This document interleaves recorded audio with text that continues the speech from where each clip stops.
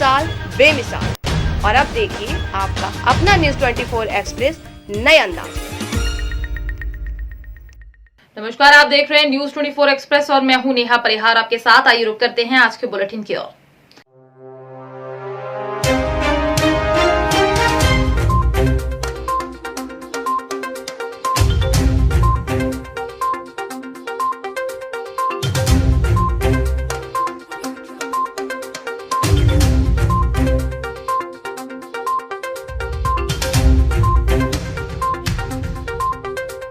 बुलंदशहर में पूर्व ब्लॉक प्रमुख और रालोद नेता हाजी यूनुस के काफिले पर अंधाधुंध फायरिंग हुई।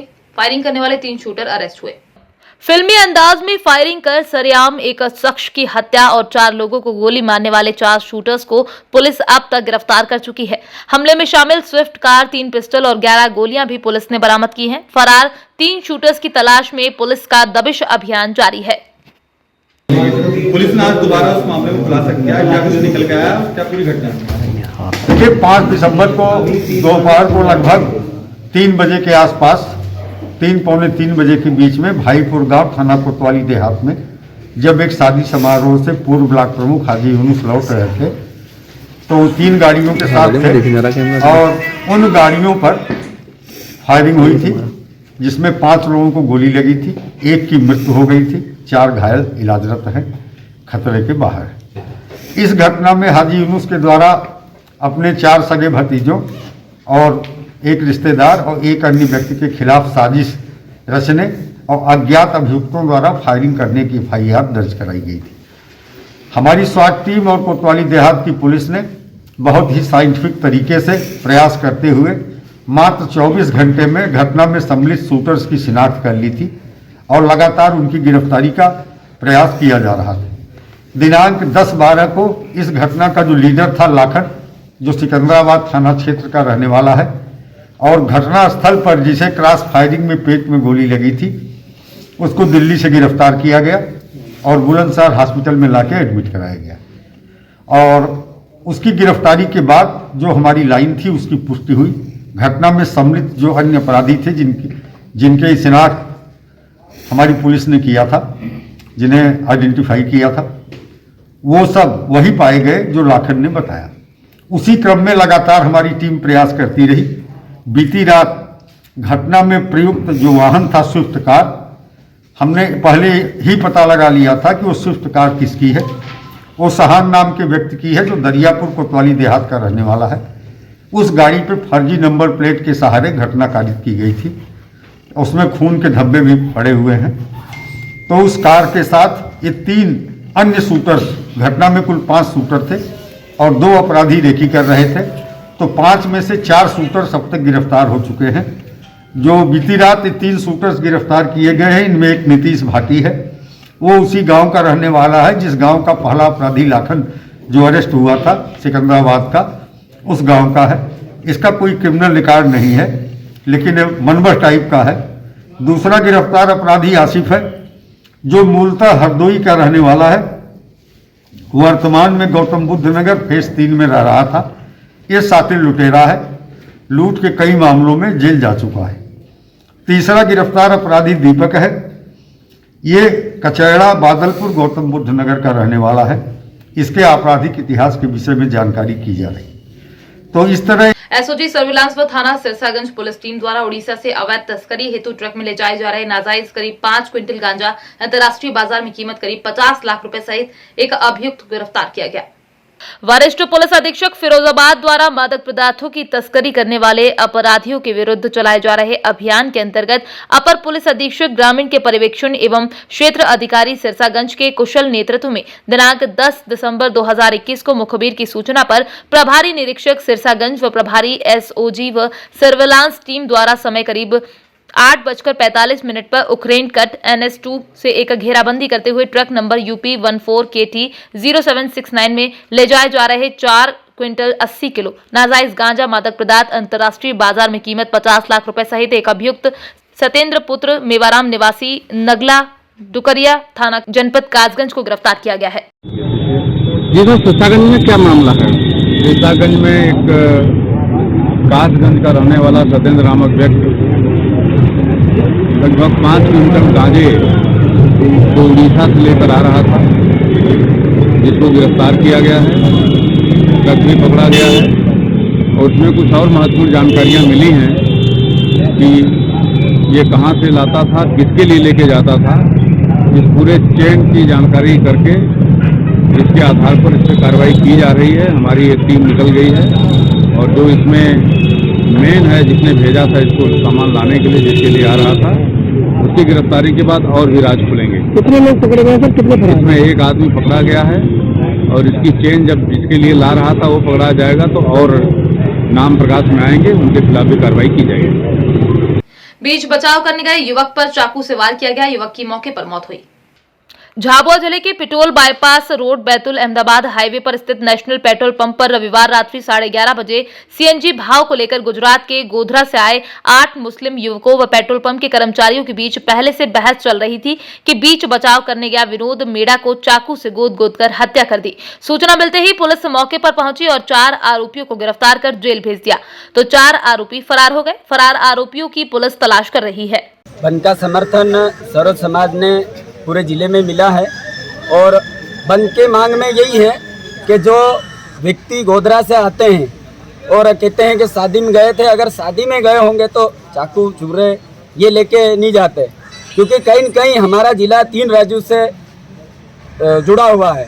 तो यहाँ मतलब ये इस एरिया को, इस ज़िले को अशांति फैलाने के पूरी प्लानिंग में है मोमेडन लोगों का। और हम यही मांग करते हैं कि जो लोग अवैध रूप से रह रहे हैं या आते हैं, उनकी जांच हो, उनकी शिनाख्त हो, ताकि अगली बार ऐसा कोई घटनाक्रम ना हो। मामला ये है, पिटोल की घटना जो 12 तारीख को घटी है, जो हमारे विनोद भाई की जो जघन्य हत्या हुई है, उसका आक्रोश पूरे जिले भर में है और उस जिले भर को बंद का आह्वान हिंदू युवा जनजाति संगठन के माध्यम से किया है और उसका सर्व समाज ने समर्थन भी किया है। और हम अभी भी चाह रहे हैं, अभी भी हमको बराबर संतुष्टि नहीं है। संतुष्टि तभी मिलेगी जब हमारे भाई का जो मौत हुई है और उसका बदला, मौत का बदला मौत होगा और उसको फांसी की सज़ा होगी, तब हम चुप बैठेंगे। प्रमुख मांगे यही है कि उनको फास्ट ट्रैक कोर्ट पे गठन करके उनको जल्द से जल्द फांसी की सज़ा हो और जो मृतक परिवारों जो हैं उनको मुआवजा देकर उनकी जो आर्थिक स्थिति में सुधार लाएं और उनकी जीवन यापन के लिए आगे की कुछ अच्छी सरकार व्यवस्था करे। मतलब परसों 12 तारीख को अहमदाबाद बैतूल इंदौर हाईवे पे पेट्रोल में इंडियन पेट्रोल पंप पर जो झाबुआ जिले के चिकित्सालय में पदस्थ थे हमारे विनोद मेड़ा जी, उनकी गुजरात के गोधरा से आए हुए 8 मुस्लिम युवकों ने चाकू से गोद कर हत्या कर दी थी। उसके विरोध में आज हिंदू युवा जनजाति संगठन ने संपूर्ण जिले में बंद का आह्वान किया था। ये अभी हम संतुष्ट तो नहीं है, पर हाँ पुलिस प्रशासन से आश्वासन मिला है कि जो एक टीम गठन हुई और वो टीम लेकर गुजरात रवाना हो गए। जो 4 आरोपी फरार है, बाकी 4 लोग अभी पुलिस हिरासत में हैं। यूपी, बिहार और वहाँ से बहुत सारे लोग ऐसे आए हुए हैं जो मतलब कई सालों से बिना वो परमिशन से, ना तो किसी की आईडी है ना कुछ भी नहीं, और ये हुड़े वाले एरिया में रहते हैं और अपने काम धंधे कर रहे हैं। कोई तगारे देके लोगों से अनाज ऐंठ के ला रहे हैं गांव में इस प्रकार से, और किसी ने अवैध बूचड़ खाने खोल रखे हैं, जगह जगह मुर्गे बेच रहे, इस प्रकार के लोग हैं। उनके ऊपर पाबंदी लगाई जाए, जो सब अवैध है। मांग भी करी है ज्ञापन में कि उनकी शिनाख्त करके और उनको जिले से बाहर किया जाए, क्योंकि ये संदिग्ध गतिविधियों में लिप्त रहते हैं ये लोग, इनके अवैध धंधे भी चलते हैं। ये 12 तारीख की घटना है, रविवार शाम की। नेशनल पेट्रोल पंप पिटोल में कुछ लोग गाड़ी लेकर के सीएनजी भरवाने के लिए गए थे। वहाँ पर जो सीएनजी भरने वाला है प्रेमदास, उसके बीच में कुछ सीएनजी भरने को लेकर के आपस में विवाद हुआ। इसी बीच विनोद मेड़ा नाम का एक लड़का है, वो भी पेट्रोल भराने वहाँ पहुँचा। तो जब विवाद होते देख तो उसने ये कहा कि भाई आपस में क्यों झगड़ रहे हो। इसी बात पर से 8 लोगों ने मिलकर के उसको चाकू मार करके उसकी हत्या कर दी। इस घटना की जैसे पुलिस को सूचना मिली, पुलिस के द्वारा तुरंत एक्शन में आकर के तुरंत उसमें तत्परता से दिखा करके मौके से 4 लोगों को अभिरक्षा में लिया है और बाकी जो उसके साथ वारदात में और अन्य लोग थे 4, वो वहाँ से चूँकि वहाँ से फरार हो गए। शासकीय उच्चतर माध्यमिक शाला सेमरा बी में शिक्षकों की कमी के कारण छात्र छात्राओं की पढ़ाई बुरी तरह से प्रभावित हो रही है, जिसमें संस्था के द्वारा कई बार जानकारी देने के बावजूद किसी प्रकार की कोई कार्यवाही नहीं होने से आज छात्र छात्राएं कलेक्टर कार्यालय पहुंचे। छात्रों से मिली जानकारी के अनुसार शासकीय उच्चतर माध्यमिक शाला सेमरा बी में कक्षा 9वीं से 12वीं तक के कुल 586 विद्यार्थी अध्ययनरत हैं। मैं शासकीय उच्चतर माध्यमिक विद्यालय सेमरा बी से आया हूं। हम लोगों का यह मांग है कि हमें स्थायी रूप से टीचर की आवश्यकता है, राजनीति और साइंस शास्त्र और एक इंग्लिश की। तो विगत 10-12 वर्षों से हमें टीचर की प्राप्ति नहीं हुई है। आवेदन कई बार दे चुके हैं लेकिन उसका कुछ असर नहीं हुआ है। इसी मांग को हम लेकर महोदय कलेक्टर जी के पास आए थे। आशा है कि वो हमारे आवेदन की समझेंगे और टीचर की उपस्थिति कराएंगे स्थायी रूप से। हर साल यही दिक्कतें हर साल यही दिक्कतें होती है। विगत लगभग 12 वर्ष से हो चुके हैं और आवेदन को भी कई बार पहुंचा चुके हैं। अभी क्या बोल रहे हैं? अभी बोले हैं कि टीचर मतलब बात करेंगे, शिक्षक विभाग से बात करेंगे। क्या लगता है? अब आएगा तो ठीक है, नहीं आएगा तो फिर वही हड़ताल दिख रहा है। कहाँ से आए? सेमरा बी से। क्या मांग कह रहे हैं? हम लोग शिक्षक के लिए मांग करने के लिए आए हैं। विगत 10-12 वर्षों से वहाँ पे रसायन, राजनीति और इंग्लिश ले थोड़ा सा टीचर का प्रॉब्लम हो रही है। तो क्या है, हम लोग ना विधायक और कलेक्टर जनपद सब जगह आवेदन दे चुके हैं पहले से, जिसका ना अभी तक कोई सुझाव नहीं आए हैं और बच्चों को ना पढ़ाई लिखाई में बहुत प्रॉब्लम जा रही है। तो हम लोग यही कहना चाहेंगे कि जो कि शिक्षक का मांग है तो जितनी जल्दी हो सके शिक्षक का व्यवस्था करें, क्योंकि हमारे बच्चों को बहुत सारी समस्याओं का सामना करना पड़ रहा है। कितने साल से आप लोग मांग? कम से कम 10 साल से। वैकल्पिक आते हैं फिर चले जाते हैं। इससे क्या है, हमारे बच्चों का पढ़ाई आधा अधूरा रह जाते हैं, जिससे उन लोगों को वही आगे की शिक्षा लेने में कोई प्रॉब्लम हो जाती है। क्या आज क्या बोले आप? अभी शिक्षा विभाग से बात करेंगे करके बोले हैं। बच्चे टोटल कितने हैं? इसमें 586। ठीक है। कुसमी में सड़कों की गंभीर स्थिति बदहाल को लेकर जन आंदोलन के रूप में लरंगसाय चौक मेन रोड कुसमी में आम आदमी पार्टी कार्यकर्ताओं के द्वारा 1 बजे से 3 बजे तक चक्का जाम किया गया। आम आदमी पार्टी के जिला संगठन मंत्री शकील के नेतृत्व में कुसमी मुख्य मार्ग पर चक्का जाम कर जोर जोर से नारेबाजी करते हुए पीडब्ल्यूडी विभाग होश में आओ के नारे लगे। साथ में कहा कि सड़क की ये लापरवाही नहीं सहेंगे। आंदोलन स्थल पर प्रतिनिधि के रूप में कुसमी तहसीलदार उमा सिंह ने आश्वासन देकर बताया कि 10 दिन के अंदर टेंडर प्रक्रिया शुरू हो जाएगी और काम शुरू होने की पूर्ण संभावना है। आम आदमी पार्टी के द्वारा जो धरना दिया गया था, किस संबंध में धरना दिया गया है और एसडीएम साहब ने आपकी, तहसीलदार साहब ने आपकी मांग पूरी की, क्या मांग पूरी की और क्या आश्वासन मिला है आपको? पूर्व में हम लोगों ने पीडब्ल्यूडी विभाग को सड़क बनाने के संबंध में एक ज्ञापन दिया था, है ना। इसके बाद में उसका काम नहीं शुरुआत हुआ था जी। तो इसके कारण में आज हम लोगों ने बोला था कि 13 तारीख तक अगर काम शुरू नहीं हुआ तो 14 तारीख को हम लोग यहाँ पर धरना में बैठेंगे जी, का जाम करेंगे। तो अभी तहसीलदार मैम के माध्यम से अभी हम लोग को आश्वासन दिया गया है कि मतलब 10 दिन के अंदर में काम शुरू हो जाएगा। तो इसलिए हम लोग आज चक्का जाम जो किए थे, आज अपना चक्का जाम को अभी हम लोग खत्म कर रहे हैं। चलिए, धन्यवाद। साहिबगंज जिले के राजमहल अनुमंडल कार्यालय के समक्ष बुधवार को भारतीय जनता पार्टी के बैनर तले किसान मोर्चा के जिला अध्यक्ष सुरेंद्र सिंह के नेतृत्व में वर्तमान हेमंत सोरेन सरकार के विरोध में प्रदर्शन किया गया। साथ ही उपायुक्त महोदय को लिखित आवेदन के माध्यम से झारखंड में बंद पड़े किसान ईद के उपयोगी योजनाओं को पुनर्जीवित प्रदेश में क्रियान्वित करने के संबंध में अनुमंडल पदाधिकारी रोशन कुमार साहा को ज्ञापन सौंपा गया, जिसमें किसान हित के लिए किसान आशीर्वाद योजना को पुनः प्रारंभ करने के सरकार के घोषणा पत्र के अनुसार प्रत्येक जिलों में किसान कॉलेज और किसान बैंक की स्थापना की जाए। दिनांक 11 दिसंबर रांची में प्रदेश कार्य समिति की बैठक किसान मोर्चा की हुई थी, जिसमें राजनीतिक प्रस्ताव लिए गए थे। उन्हीं राजनीतिक प्रस्ताव के आलोक में आज हम लोग साहेबगंज किसान मोर्चा की ओर से एक ज्ञापन उपायुक्त महोदय को देंगे, द्वारा अनुमंडल पदाधिकारी राजमहल। इनमें जो पूर्व के योजनाएं थी, आज वर्तमान सरकार बंद कर दी है। उन्हीं सब योजनाओं को पुनः चालू करने के लिए आज का ये ज्ञापन का संदर्भ है।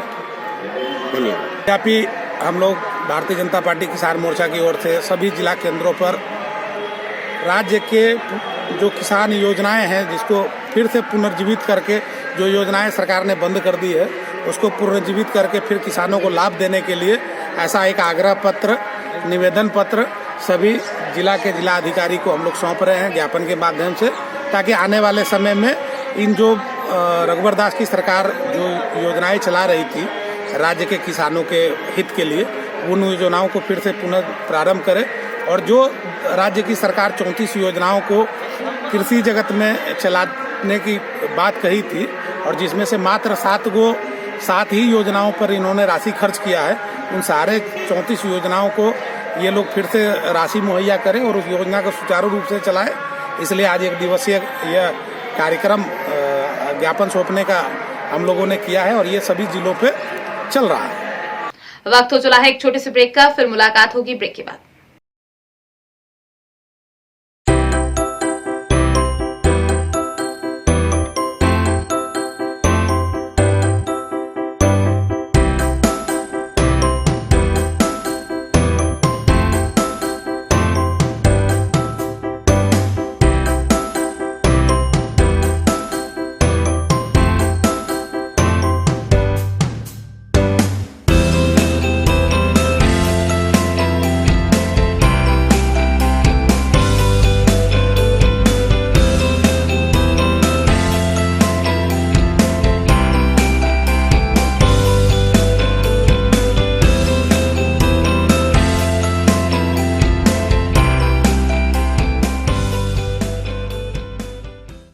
ब्रेक के बाद एक बार फिर आप सभी का स्वागत है। आइए बढ़ते हैं अगली खबर की ओर।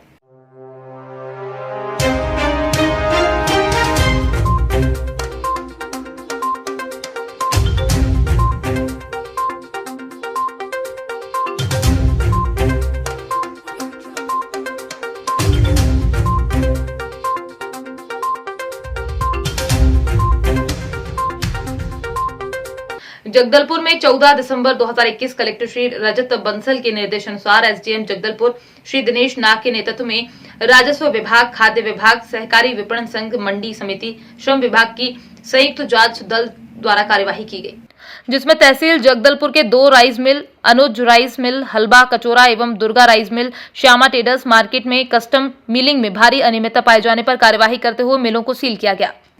राजनांदगांव वार्ड नंबर 48 के वार्ड वासियों द्वारा सामुदायिक भवन को स्वास्थ्य परीक्षण केंद्र के रूप में नहीं बदला जाए हेतु प्रदर्शन किया गया। महापौर श्रीमती हेमा देशमुख के खिलाफ नारेबाजी व मनमानी करने के आरोप लगाए। नंदई वार्ड वासी सामुदायिक भवन को अपने सामाजिक व धार्मिक कार्यों के रूप में उपयोग करते हैं। यहाँ अधिक मात्रा में श्रमिक निवास करते हैं।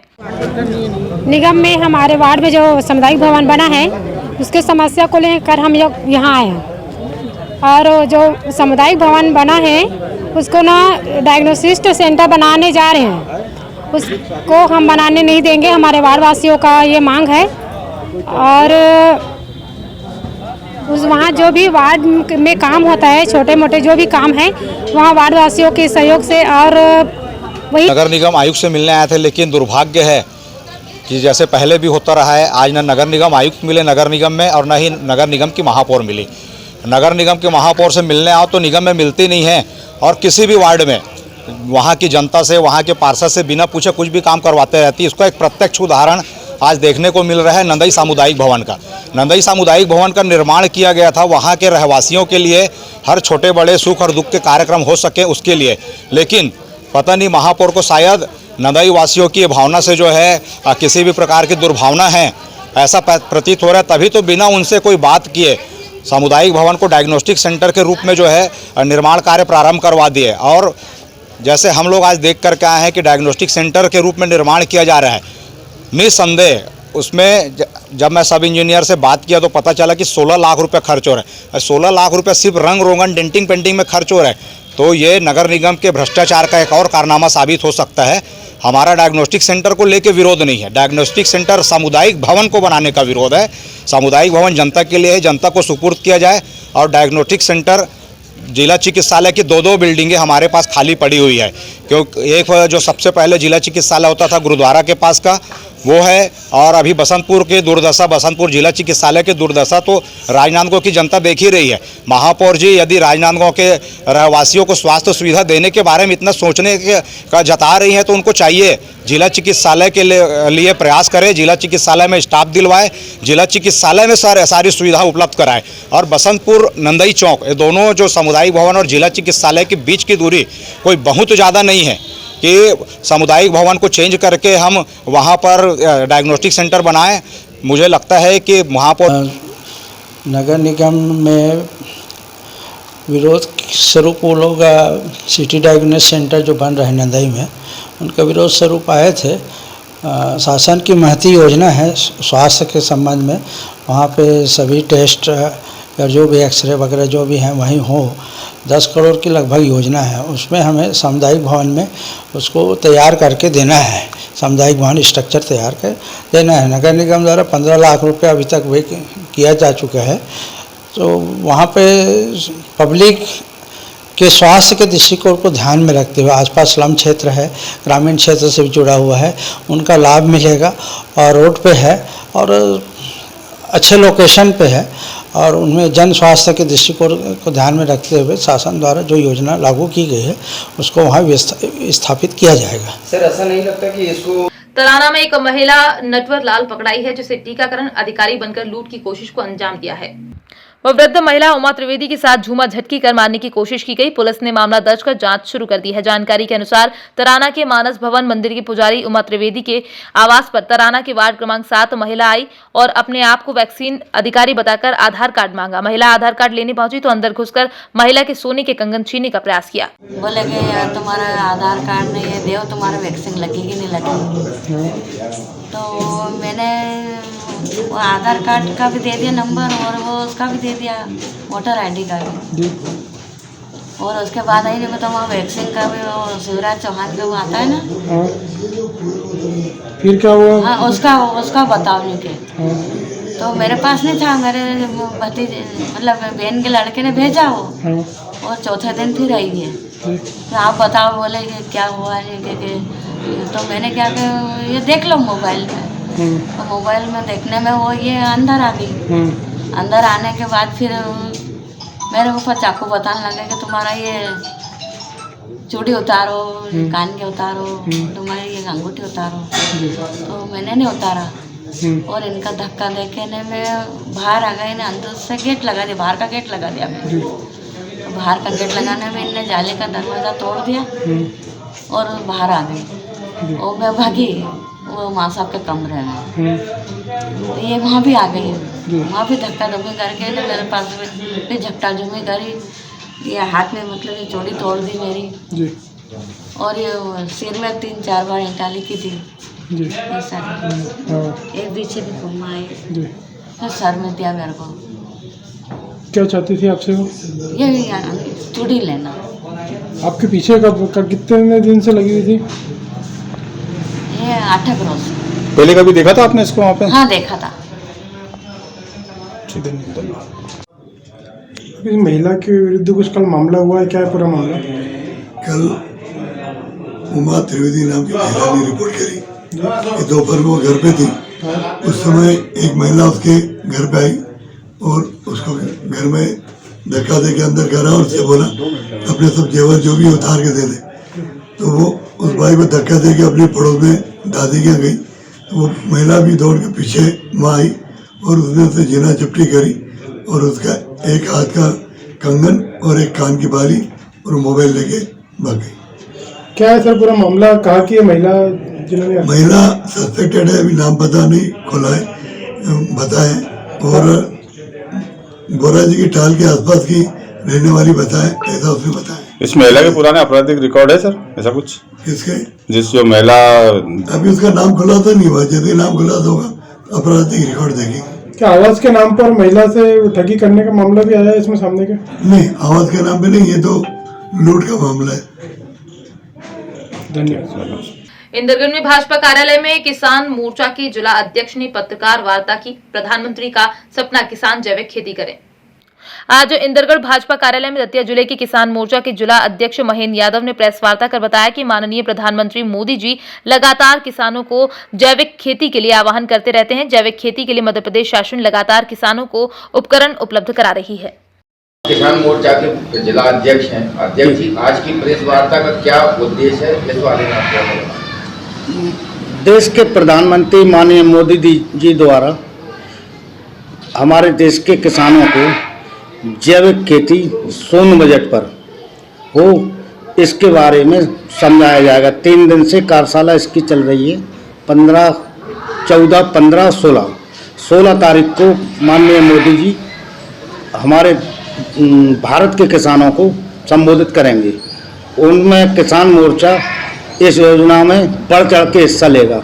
सभी किसान भाइयों को जैविक खेती के बारे में शून्य बजट पर जो खेती हो उसके बारे में समझाएंगे और परंपरागत जो खेती हमारी चली आ रही है पुराने टाइम की, उस खेती को बढ़ावा देंगे। प्राकृतिक खेती, जिससे जो नई खेती जो खाद बीज दे रहे हैं हम लोग, उससे बीमारियां फैल रही हैं। जैविक खेती हम लोग करेंगे, उसमें हमारे किसानों का खर्चा भी कम होगा और अच्छी फसल होगी, बीमारी भी नहीं प्राप्त होगी। 16 तारीख को 16-12 को कितने बजे से कितने बजे तक? वो 11 बजे से 1 बजे तक कार्यक्रम चलेगा। आपने इस संबंध में किसान भाइयों से जाकर अभी कुछ? हाँ, हमने सभी मंडलों में, हमने 13 मंडल है हमारे जिले में, 13 मंडलों में हमने प्रभारी एवं सह प्रभारी बना दिए हैं। सभी मंडलों में कार्यक्रम आयोजित किया जाएगा। सभी मंडलों में मोदी जी को सुनेंगे। गांव-गांव में संदेश हम लोग दे रहे हैं और जितना और बढ़ावा होगा हम आगे करते रहेंगे। शासन के नियमों का पालन कराने के लिए आरटीओ ने बसों पर चिपकाए विकलांगों को 50% छूट के पर्चे। बस ऑपरेटर बोले, साहब हम लोग करेंगे नियमों का पालन। भिंड बस स्टैंड पर आरटीओ ने बसों के ऊपर विकलांगों के लिए 50% छूट के पर्चे लगाए। पर्चे लगाने के दौरान आरटीओ अनुराग शुक्ला ने कहा कि सरकार ने विकलांग लोगों को 50% छूट दी है। अगर कोई भी बस चालक विकलांगों को किराए में छूट नहीं देता तो उसके खिलाफ उचित कार्यवाही की जाएगी। साथ ही साथ वह बस मालिक व आरटीओ ऑफिस जाकर शिकायत कर सकते हैं। मध्य प्रदेश शासन के निर्देश अनुसार दिव्यांगों को किराए में 50% की छूट है। इस संबंध में आज बस ऑपरेटर एसोसिएशन एवं बस ऑपरेटर के साथ बैठक की गई एवं पैम्फलेट चिपकाया गया, जिसमें दिव्यांग के छूट के बारे में जानकारी थी एवं बस मालिक का नाम और नंबर था। इनकेस अगर छूट नहीं मिलती तो वो सीधे मालिक से संपर्क करके शिकायत कर सकता है। इस पर भी निराकरण नहीं होता तो कार्यालय आके शिकायत करने पर वैधानिक कार्रवाई भी की जाएगी। आज विकलांगों को कुछ को लाभ दिया गया है क्या? हाँ, लगातार हमारे द्वारा इस तरह की जनसंपर्क करके लोगों को सूचित किया जा रहा है और बस ऑपरेटर को दिया जा रहा है। पूर्व में भी ये सुविधाएं हम दे रहे थे, लेकिन बस मालिकों द्वारा इनमें कहा गया है कि हम। आज के बुलेटिन में फिलहाल इतना ही। बने रहिए न्यूज़ 24 एक्सप्रेस के साथ। नमस्कार।